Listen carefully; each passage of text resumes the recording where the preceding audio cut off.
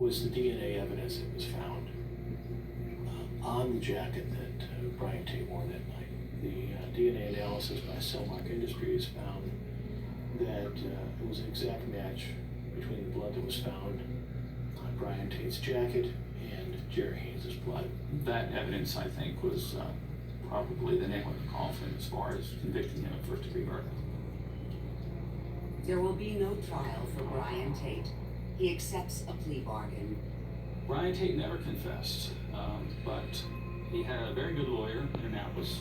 He accepted a guilty plea to first-degree murder, knowing that his sentence would be life, but with the possibility of parole. In the United States, there's a lot of pressure when, the idea that, especially if it seemed like it was premeditated, there weren't mitigating circumstances, that these individuals should be locked up for life. And it's just not an approach I agree with. You're left with the thoughts of, why did this happen? Why couldn't it? Why would a 16-year-old go out and kill somebody on a girlfriend? This didn't have to happen.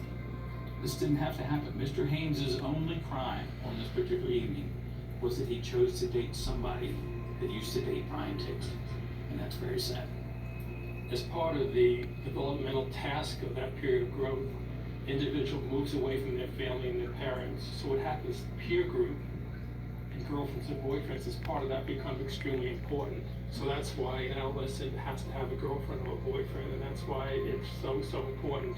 Brian's only clear motive was rage and jealousy at losing his girlfriend. It doesn't seem like much of one to us as adults, but for him, it turned his entire life around. The adolescents can't tolerate the notion that who they love today, it's not going to last. I mean, they just can't deal with that concept. It's going to last forever and ever. But when violence enters the picture, it's not the romance that lasts, just the jail time.